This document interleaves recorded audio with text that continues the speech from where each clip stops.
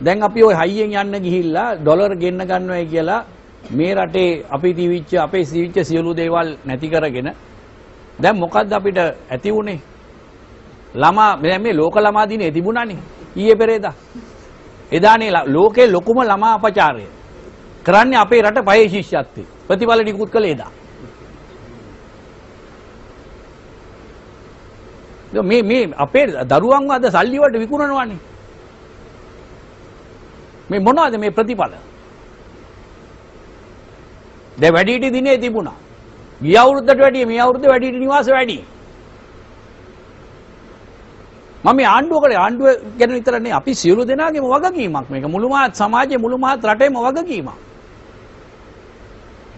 මේකෙන් අපි බැහැර වෙලා. ඒක හරි. දැන් මේ බලාගෙන ඒකේ වටිනාකම කොච්චරද? දැන් මේ බලාගෙන ඉන්න කෙනෙකුට හිතෙන්න පුළුවන් ඉතින් මම මොනවා කරන්නද කියලා. ඒකට උත්තරේ කොහොමද දෙන්නේ?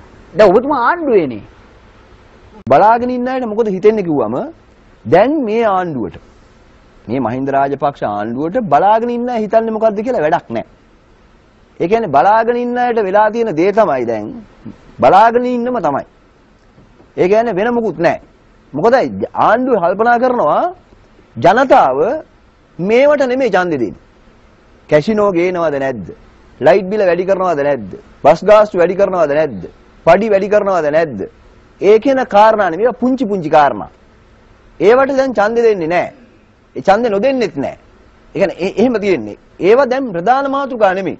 දැන් මම ඒ උදාහරණ කියන්නේ දැන් අපේ රටේ දේශපාලන ඉතිහාසයක් තියෙනවානේ. ඒ ඉතිහාසය ඇතුලේ පෞද්ගලීකරණය කියන එක ඇත්තටම බරපතල සමාජ සංවාදයක් තිබිච්ච මාතෘකාවක්. දැන් මේ එක පැත්තක පෞද්ගලික වැඩක් නෙමෙයි වෙන්නේ. දැන් නිදහස් අධ්‍යාපනය ආරක්ෂා කරනවද නැද්ද කියන එක. දැන් මෙතුමාම ගිය සතියේ පාර්ලිමේන්තුවේ ඉදිරිපත් කළා. අපි දැන් විවාදයක් තියෙනවා. ඔය ලැන්කැස්ටර් පෞද්ගලික විශ්වවිද්‍යාලයක් මීරිගම නිදහස් වෙළඳ කලාපෙ පිහිටවන්න. ඒතර නිදහස් වෙළඳ කලාප එනකොට ආවේ විවෘතාර්ථිකය ඇතුලේ මේ ඇඟලුම් කර්මාන්ත ශාලා පිහිටවන්නේ. කියන්නේ පෞද්ගලික ආයෝජන ගේන්නනේ. ඒතර කර්මාන්ත පිහිටවන්න. දැන් කර්මාන්තයක් බවට පත් වෙලා තියෙනවා. ආයෝජනයක් බවට පත් වෙලා තියෙනවා. ව්‍යාපාරයක් බවට පත් වෙලා තියෙනවා. අධ්‍යාපනය. ඒකට දැන් සමාජ කතිකාවක් නැහැනේ. හැබැයි උතුරු කොළඹ පෞද්ගලික වෛද්‍ය විද්‍යාලය ආරම්භ කරනකොට ඒකට විරුද්ධව සමාජ මතයක් තියෙනවා.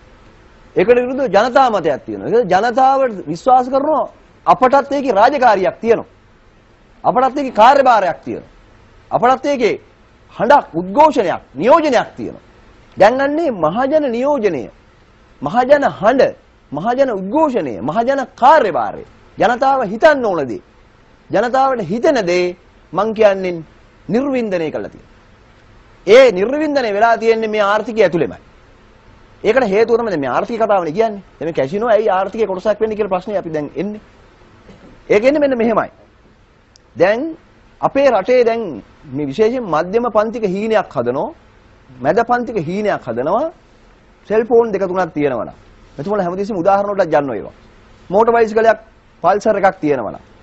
මොබයිල් ෆෝන් එක තියෙනවා නම්, Facebook ඉන්ටර්නෙට් පාවිච්චි කරනවා නම්, මේ ඩෙනිම් කලිසමක් ඇඳනවා. එතකොට නිකන් හොඳ ජීවිතයක් තියෙන්නේ කියලා. ඒක නිර්ණායකයක්. ඇත්තට මිනිසුන්ගේ හොඳ ජීවිතයක නෙමෙයි. අපේ මනුස්සකම, මිනිස්සු මිනිස්සු හැටියට අපි ජීවත් වෙනවද? අපේ ජීවිතේ කෙලවර කරන්නේ තිරසන්නු හැටියටද? දැන් අර ඒ හොඳ ජීවිතය කියලා ඉන්ටර්නෙට් එක, Facebook එක, මොබයිල් ෆෝන් දෙකක්, පල්සර් එක ඒ ආකෘති ඇතුලේ වෙන්නේ මොනවද? පත්තරයක් අරන් බැලුවොත් මරණ දැන්වීම වගේනේ තියෙන්නේ. අර මෙතුමා කියන ටික. අවසන් කරන්න. පත්තරයක් අරන් බැලුවොත් පේන්නේ ඒ ටික. ඒක තමයි ප්‍රශ්නේ. දැන් මේක ආර්ථිකයට බලපාන මේ කැසිනෝ කතන්දරෙත් මම කියන්නේ ඒක සම්බන්ධය හැදෙන්නේ සිංගප්පූරුව මෙතුම උදාහරණයක් ගත්තා. අගමැතිතුමා කිව්වා කියලා මේක මීට අවුරුදු 20කට කලින් ආරම්භ කරා නම් අපි මීට වඩා දියුණු වෙනවා කියලා. හැබැයි සිංගප්පූරුවේම වාර්තා වලින් කියනවා අද සිංගප්පූරුවේ කර්මාන්ත ආයෝජන ව්‍යාපාර කර්මාන්ත වල නිෂ්පාදන කර්මාන්ත වල හිටපු 114ක් ව්‍යාපාරිකයෝ අද ඒවා අතෑරලා යනවා කැසිනෝ සූදුවට කියලා. ආර්ථිකෙන් 114ක් ආර්ථිකෙන් 114ක් අද කැසිනෝ වලට ඇදිලා ගිහිල්ලා කියලා. දැන් අපේ රට රෝගුණොත් මොකද වෙන්නේ? ජේම්ස් පැකර් ඒ වියාවි. ප්‍රශ්නේ තියෙන්නේ ඒ වෙනස ඇතුලේ අපේ නිෂ්පාදන ආර්ථිකය ඇතුලේ යන්තම් ගැට ගහගෙන ණය වෙලා රෝල ගහලා එදා වේල කර්මාන්ත ව්‍යාපාර කරගෙන යන මදපන්තික ව්‍යාපාරිකයා නෑ මට ඊට වඩා ලාභයි ලේසි නීතියක් නෑ. ඒ මොකද කැසිනෝ ගහන තැන් වල ගිහලා අර මරික්කාරකෝ වගේ නීති නෑ. ආදායම ගෙනාවේ කොහොමද කියලා හොයන්නේ.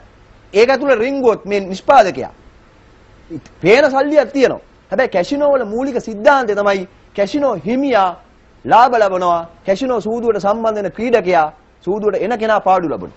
එහෙම ඒකනේ ඇත්ත સિદ્ધාන්තය. අවසන් කරන්න. ඒ સિદ્ધාන්තය ඇතුලේ අපේ රටේ කර්මාන්ත වැටෙනවා. අපේ රටේ ආයෝජන වැටෙනවා. අවසන් කරන්නතුමා. අපේ රටේ නිෂ්පාදනය කරන්න යොදවන්න තියෙන දේශීය නිෂ්පාදකයා මේකෙදි බංකොලොත් වෙනවා. අපිට තියෙන කනස්සල්ල කනගාටුව වේදනාව කම්පාව එතන තියෙනවා. මම කියන්නේ ඒක ඇතුලේ නිෂ්පාදනයට බලපානවා. ඒක ඇතුලේ ආර්ථිකයට බලපානවා. මොකද අපි අර දියුණු ධනේශ්වර රටක වගේ ශක්තිමත් ආර්ථිකයක් නෙමෙයි කැසිනෝ පවත්වාගෙන යන්න පුළුවන්. අපි මෙතුමා කියන වගේ විදුර වික්‍රමනායක මන්තුමා කියන වගේ දුබලයි තාම. අපට ඒ පොරේට යන්න බෑ.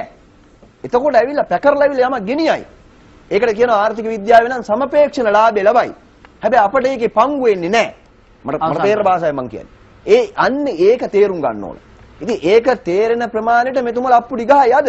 හැබැයි මේක විඳවන්න උනාට පස්සේ දරු පරම්පරාවල් වලට ඒ දරු පරම්පරාවල් අපේ මියගිය වලවල් වලටත් හෙන ගහපන් කියලා සාප කරා.